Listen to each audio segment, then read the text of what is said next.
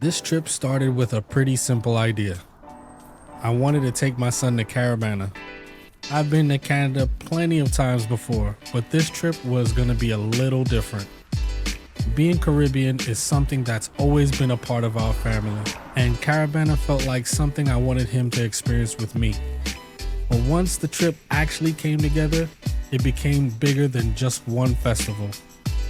We had a whole week ahead of us, a chance to get away, explore Toronto, reconnect with family I hadn't seen in years, and eventually make our way out to Niagara Falls. So we packed up the car, left Jersey, and headed north. No flights this time, no airports, just a road and a few hours between home and Canada. And I ain't gonna lie, I had just gotten back from Thailand a few days before this, so part of me was still trying to catch up with myself. That was an experience I'll never forget. And before I really even had time to process everything that has happened out there, I was already heading out again.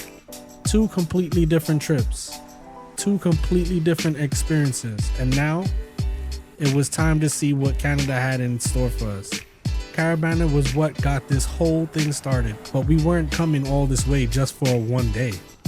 Toronto, the Aquarium, the CN Tower, good food, family I hadn't seen in years, and eventually, Niagara Falls. But at this point, none of that had happened yet. We were just driving. And to be real, I wasn't even sure how much I was gonna film on this trip. I had all the cameras with me, but I wasn't trying to force anything. I wasn't trying to turn every moment into content. I just wanted to enjoy the trip. And that's pretty much what I did. We drove, crossed the border, and kept making our way towards Toronto. And once the skyline started coming into view, I knew the trip had officially started. At the time, I thought I knew what the trip was gonna be about, Caribana. But over the next week, experiencing the city, reconnecting with family, standing underneath Niagara Falls, and all those little moments along the way, I realized the trip became about something more. It was about the moments in between, the laughs, the conversations, seeing people I hadn't seen in years, even the quiet moments when nothing special seemed to be happening. The stuff you don't necessarily plan for.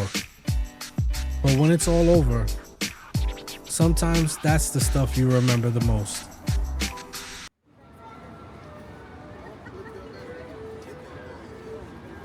Day 2 in Toronto. After the drive up the day before, today was really our first chance to get out and start exploring. And we were started right in the middle of downtown. First up was Ripley's Aquarium, and then right next door, the CN Tower. Nothing too complicated today. Just walking through the city, taking our time and enjoying being out. And I actually like moments like this when I travel. Everybody always remembers the big attractions, but sometimes it's the simple stuff. The walk there, the conversations, looking around at a city, that ends up becoming part of the memory too. And considering what we had planned for the next day with Caribana, this was definitely the calm before the storm. But for now, first stop, the Aquarium.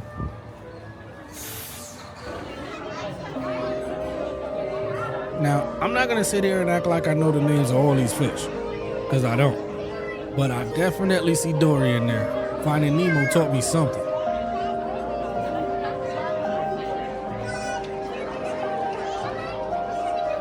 And then we came across this lobster. Yo, look at the size of this thing. I don't even know what they're feeding him in there, but it's definitely working. Then we got to the jellyfish.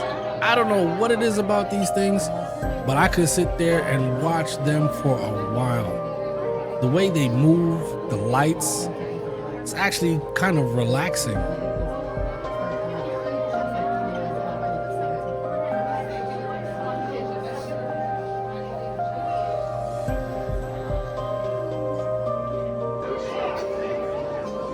Then you got this big turtle just chilling. 2 sharks are swimming right above the top of them, and it's just like another day for them, completely unbothered.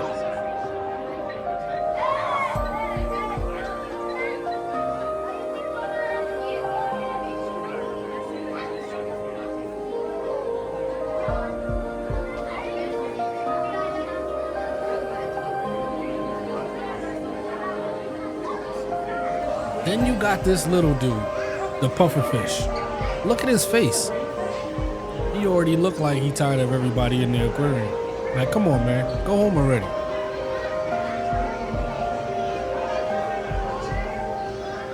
And then I saw this little dude, an axolotl. I don't even know how you say it properly, to be honest. Now tell me why this thing looks like Toothless from How to Train a Dragon. Look at him. Come on, I can't be the only one that see that. And then these two decided they wanted to touch the stingrays. Now, I've done this before. I've actually swam with stingrays and sharks before, so I already had my turn. This time, I was perfectly happy being just the cameraman. Go ahead, y'all touch it. Somebody gotta document the evidence.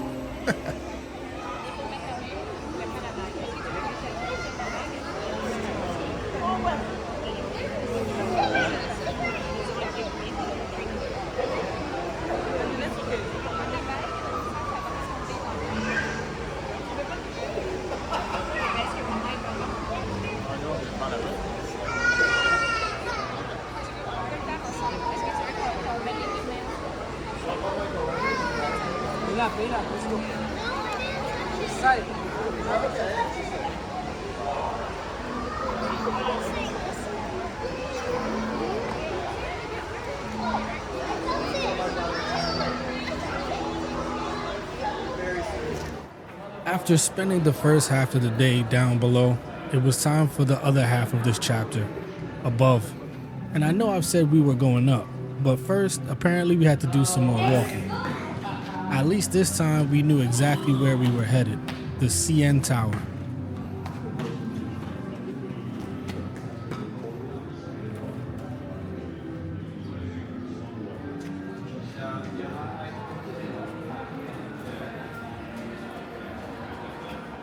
And this is where things started getting very interesting. Remember when I said we were going up?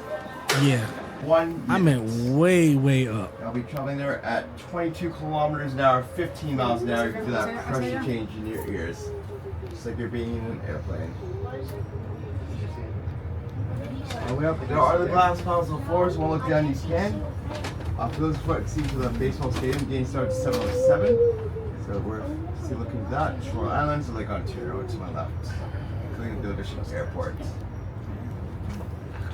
Okay, stop. If anyone's going to the top, you go up 33 stories higher. That's the white desk around the left side of the elevator today. And you'll be coming back down to the main observation level once you're done with the top level. Everyone also gets access to the lower observation, take any stairs down to the next level, which includes access to the glass floor and outdoor clearance area. And the exit lines will be down there when you're ready to leave.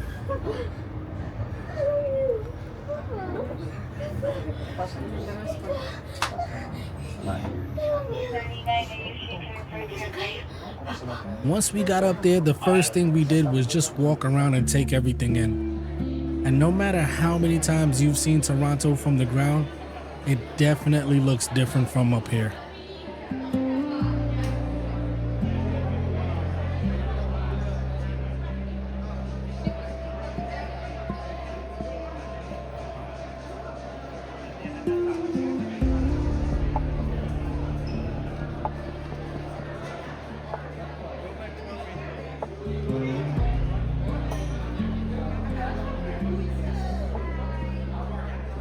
And then I looked down and realized the Blue Jays were actually playing.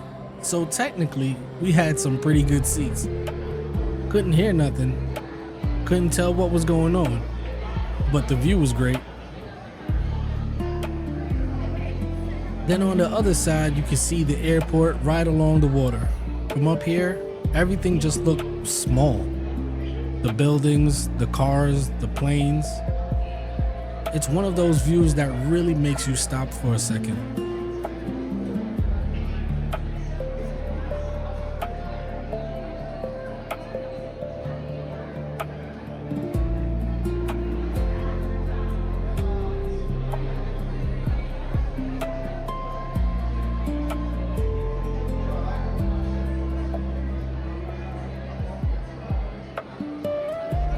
And of course, me and Kai had to see just how far down really was.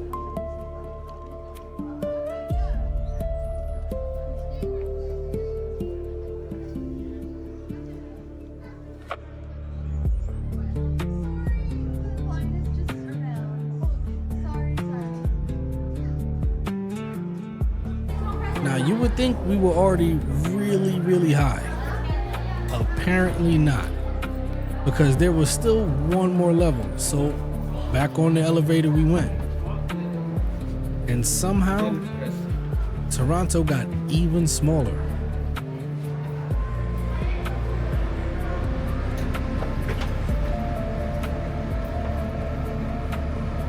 Welcome. We are traveling toward the top, the highest observation platform in the Western Hemisphere, and 33 stories higher than the main observation level. When you step out of the elevator, look up. The large plumb bob hanging from the ceiling is still. It's the tower that's moving. Bienvenue. Nous nous déplaçons vers le sommet, la plus haute plateforme d'observation de l'hémisphère occidental, à 33 étages au-dessus du niveau d'observation principal. Lorsque vous sortirez de l'ascenseur, regardez au-dessus de vous. Vous verrez un grand fil à plomb suspendu au plafond. Le fil à plomb est immobile. C'est la tour qui bouge. Please keep your hands clear of the door and watch your step as you exit. Veuillez garder vos mains loin de la porte et faire attention ensemble. Come down to the left-hand side, you come down. Thank you. The highest point.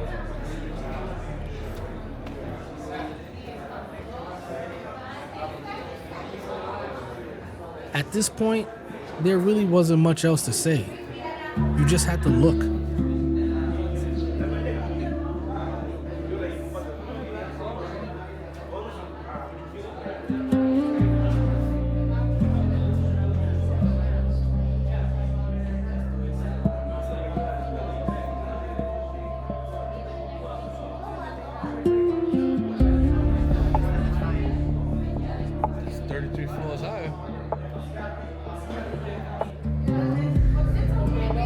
Honestly, not a bad way to spend day two.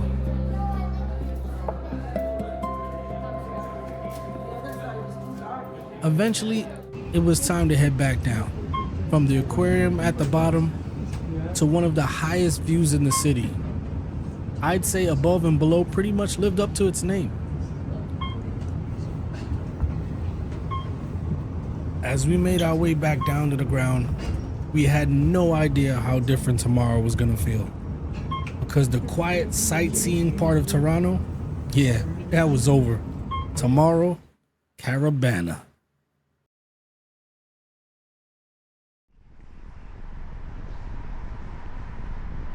The next part of this trip was one of the main reasons I wanted to come to Toronto in the first place. Caribana. Today, it's one of the largest celebrations of Caribbean culture in North America. But its story here in Toronto goes back to 1967, when members of the Caribbean community came together to share their culture as part of Canada's centennial celebrations. What began as a celebration grew into something much bigger, a tradition, a place for generations of Caribbean people to celebrate where they came from, through the music, the food, the costumes, and the energy of carnival.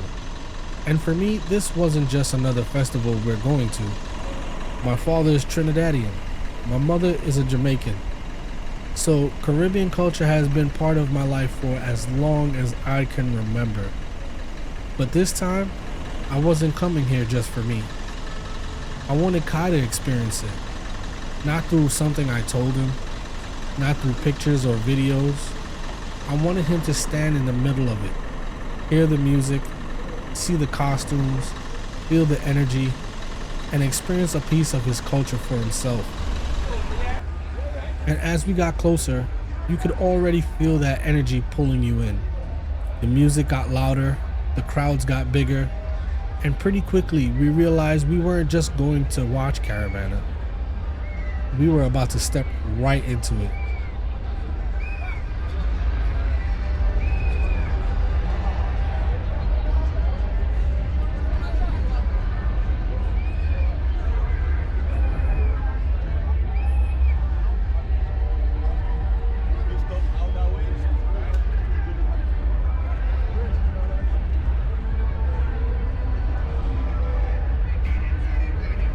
could feel the energy before we even reached the parade. And this was the moment I've been waiting for. Because I didn't bring Kai here just to tell him about Caribbean culture. I wanted him to experience it, to hear it, to see it, to feel it for himself. And once we finally made our way inside, I realized there wasn't much left for me to explain. Some experiences, you just have to let it speak for themselves. So for the next few minutes, I'm gonna stop talking.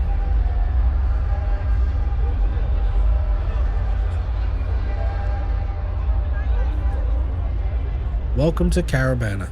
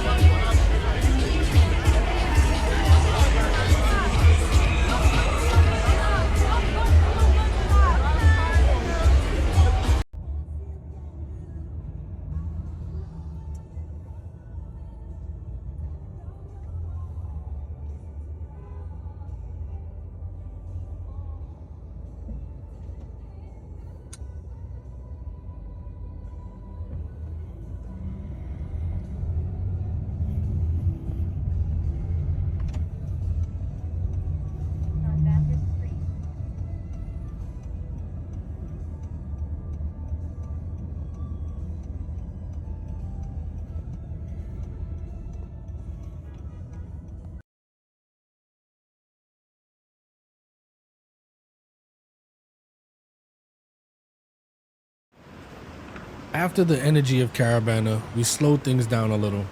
One of my favorite parts of traveling has always been food, because you don't need a museum, a monument, or a festival to experience another culture. Sometimes all you need is a table. This time, That table brought us to Senla, a Vietnamese restaurant here in Toronto. And almost immediately, something familiar showed up. Butterfly pea. I first discovered it in Thailand, so seeing it again here caught me completely off guard. For just a second, this little stop in Canada took me right back across the world. And of course, Kai got to do the fun part. Add the lemon, and blue turns to purple.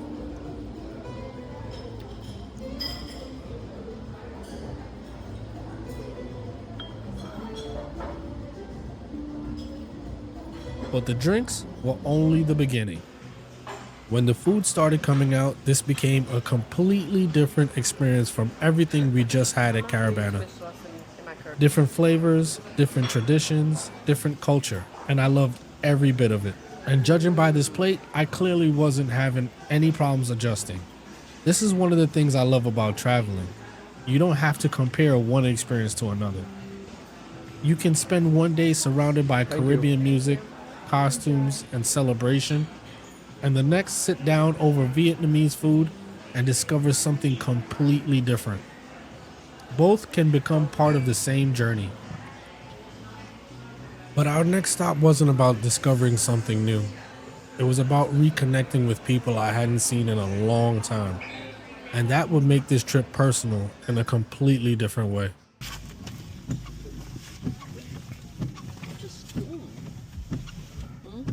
What's a squall? A squall? Yeah.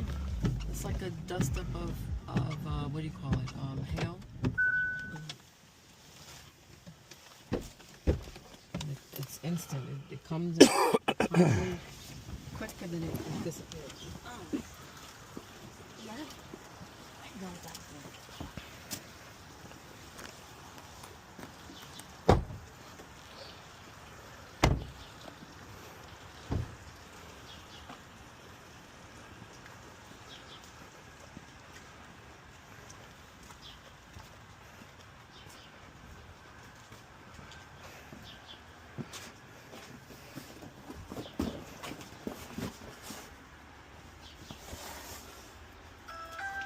Housekeeping! Housekeeping!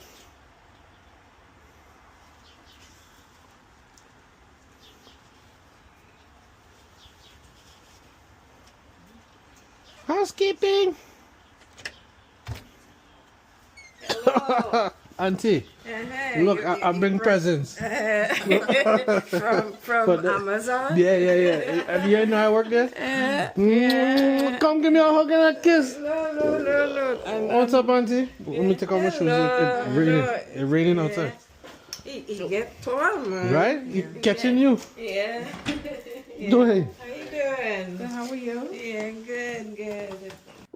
It had been years since I'd been back to Canada to see them. But the funny thing about family is, sometimes years can pass, and the moment you see each other again, it doesn't feel like you've been gone that long. Growing up, I spent a lot of time here in Canada with my family. Some summers, this was where I wanted to be. I've been to this house plenty of times over the years, but it wasn't the house that made being back feel familiar. It was the people. Oh yeah, I didn't know that. My cousins were a big part of my childhood. They're the reason I learned to drive. They're even the ones who first got me into PC gaming. And I'm talking way back. Big floppy disks. That's how far back we go. So being around everybody again brought back memories I hadn't thought about in a long time. And nothing reminds you how much time has passed quite like seeing somebody you remember as a little kid walk through that door in his 20s and tower over you. Get out of here, bro. I'm looking at him thinking, when did this happen? And you taller than me, bro. That's when it really hit me just how long I'd been away. What's good? We sat around the table and talked for a long time. And most of the conversation doesn't need to be in this film. Some moments are better when they just belong to the people who were there. But sitting there with everybody again reminded me of something. Life gets busy. Everybody grows up, starts families, builds their own lives. And somehow years can go by before you realize just how much time has passed. But there are certain people you can come back to, and it doesn't matter how long you've been gone. You sit down, start talking, start laughing, and suddenly it feels like you were never really away. I missed Canada, but more than Canada, I missed my family. These are people who were part of some of the best memories of my childhood. And sitting there with them again, laughing and talking like we always did, that felt like home.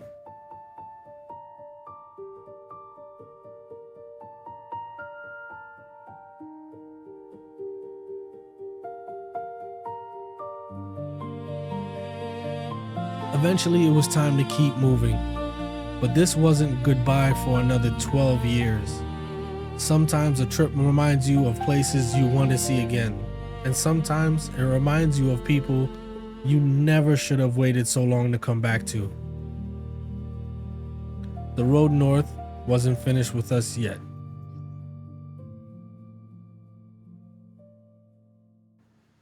After leaving Toronto behind, the road brought us to the final major stop of this journey, Niagara Falls.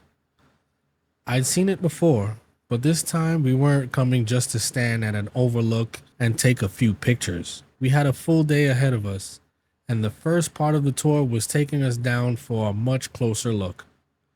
We got off the bus and headed inside, took the elevator down, and followed this long blue tunnel towards the falls.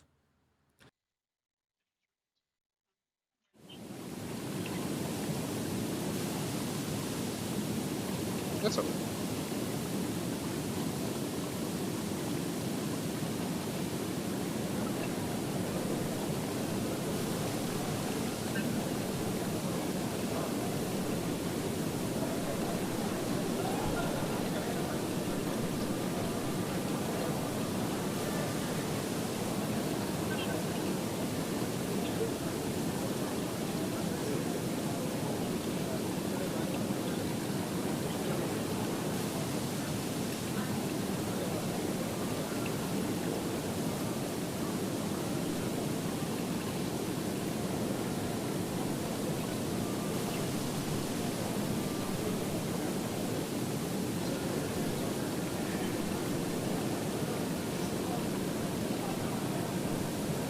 And the farther we walked, the louder the water became.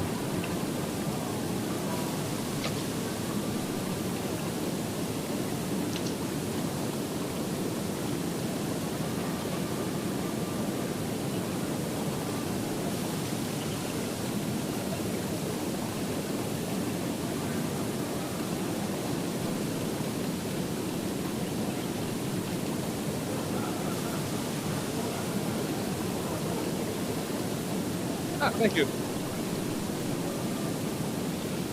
And then you step outside, and suddenly you understand why pictures never really do this place justice. You don't just see Niagara, you hear it, you feel it.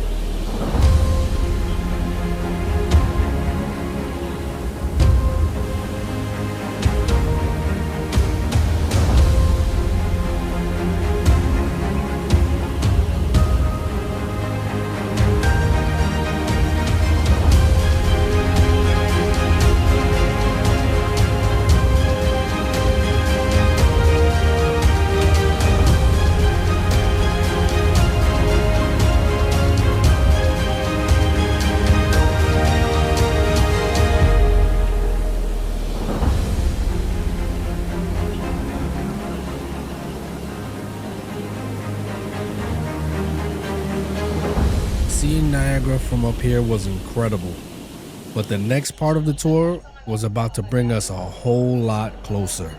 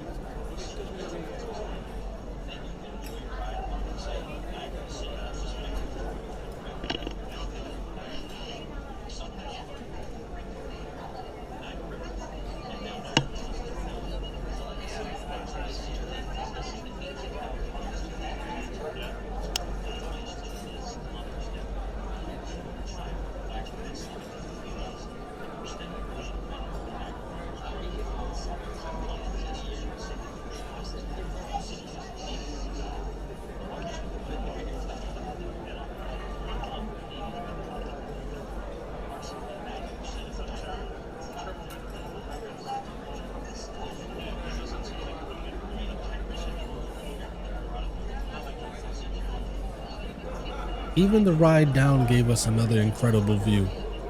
As the elevator carried us toward the bottom, Niagara stayed right there beside us. The falls, the river, the mist rising into the air. You could watch the entire landscape change as we made our way down. A few minutes earlier, we were standing above it all, taking in the view. Now we were heading toward the same water we'd been looking down at.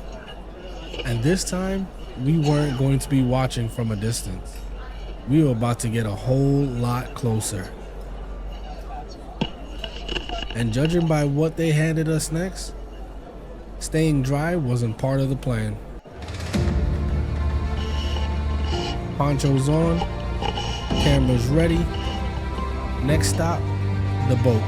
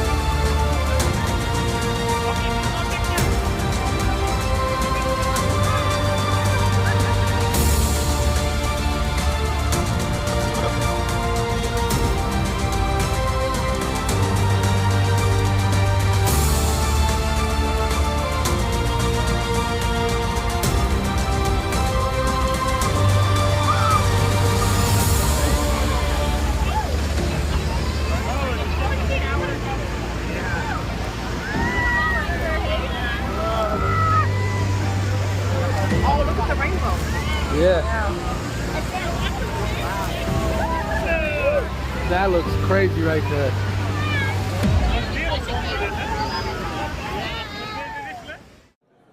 After getting about as close to Niagara Falls as you possibly can without going over them, we dried off and headed toward the final stop of the tour. And after everything we just experienced, this part of the day felt completely different. No ponchos, no boat, and thankfully, a lot less water in my face. The energy slowed down. And honestly, after being surrounded by the sound and power of the falls, I didn't mind that at all. We just followed the path, took in the scenery, and made our way toward another side of Niagara. Because Niagara isn't just the falls. All of that water has to keep moving somewhere. And just a few miles downstream, the Niagara River does something pretty incredible. This is the Niagara Whirlpool. From up here, it almost looks peaceful. But the water below us is constantly moving, pulled into a massive natural whirlpool by the shape of the river.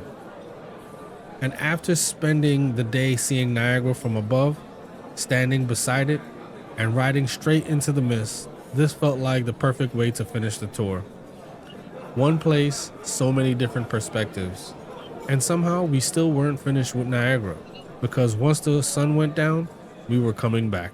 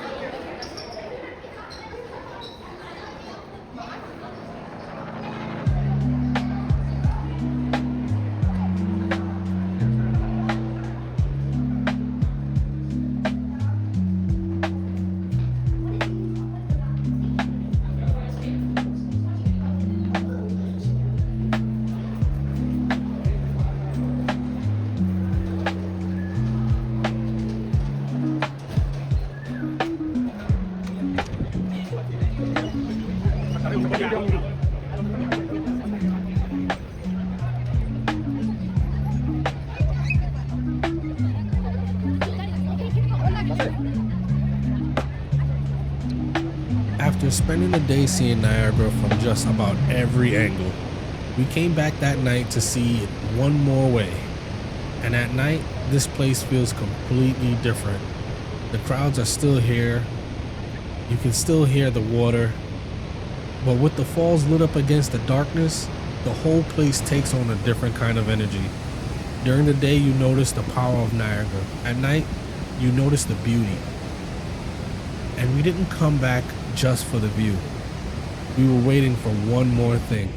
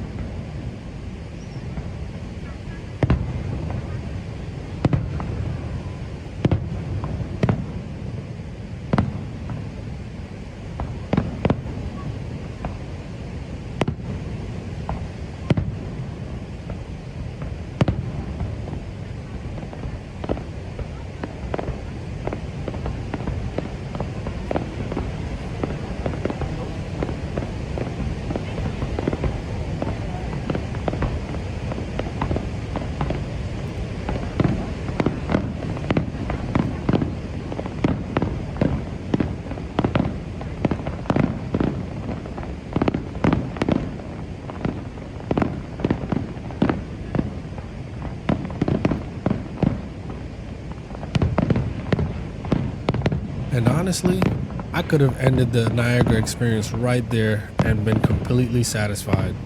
But standing there watching everything from the shore, I couldn't stop thinking about the boat ride from earlier. And one thought kept running through my head. What would this look like from the water? So maybe I wasn't quite satisfied after all, because I knew I could get closer. So I did what any reasonable person would do. I bought another ticket. The night before, we watched the fireworks from the shore.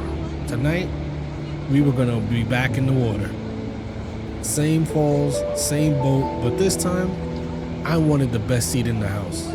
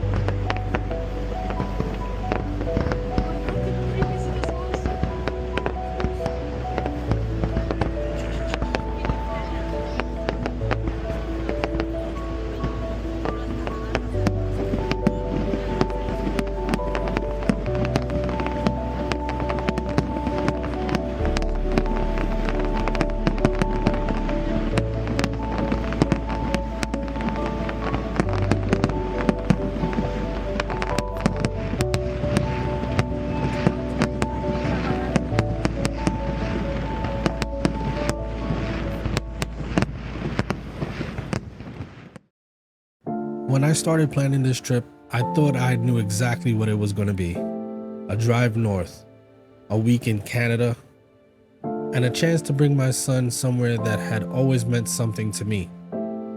I wanted him to see something beyond the places he already knew, to experience another country, to make some memories. But more than anything, I wanted him to experience a piece of where he comes from. Caribana gave me that. I got to watch him stand inside the culture instead of just hearing about it. The music, the people, the color, the energy, and watching his reaction to all of it. That meant more to me than I expected. But somewhere along the way, this trip stopped being only about what I wanted him to discover. It became about the moments we were collecting together. Some of them big, some of them simple, and some that probably didn't seem important at the time, but might be the ones we remember the most. And then this journey started giving something back to me too. It reminded me why I love experiencing cultures different from my own. How something as simple as food, or even a drink, can connect one journey to another. And it reminded me that sometimes traveling isn't about discovering somewhere new. Sometimes it's about returning to something you've been away from for far too long. My family, people who were part of my childhood, people who helped shape memories I still carry with me today. Years had passed, everybody had gotten older, life had moved forward, but when we sat around the table, for a little while, none of that seemed to matter. I realized how much I missed Canada, but even more, how much I missed them. And then there were moments like this, moments where you stop thinking about everything else, and you're just there, getting soaked, laughing, looking around, trying to take all of it in. And maybe that's what I was really looking for when we came here. Not a perfect trip, not perfect footage, just moments that felt real, because eventually the pictures get buried in your phone. Those videos end up sitting on a hard drive and another trip comes along. But the way a moment made you feel, that stays with you. I started this journey hoping to give my son something, a connection, an experience, a memory he could carry with him. But walking back that night, I realized this trip had given something to me too. It reconnected me with my family, with memories, with a part of my life I hadn't visited in a long time. And most importantly, it gave us the time together. And that's the thing about a journey. You can plan the route, you can choose the stops, you can know exactly where you think you're going, but you never really know what you're going to bring home with you. We came north looking for an experience. We found culture.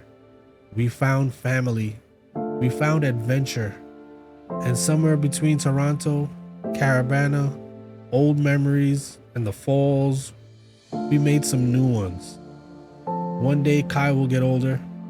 He'll have his own life, his own journeys, maybe even a family of his own. And I don't know how much of this trip he'll remember, but I hope he remembers how it felt. I hope he remembers that we were here together, because roads eventually lead you home, but the right journey comes home with you. There's one thing I want you guys to always remember. The destination will always change. The story will always be different. But as long as there's another road, another culture, another story worth telling, we gone.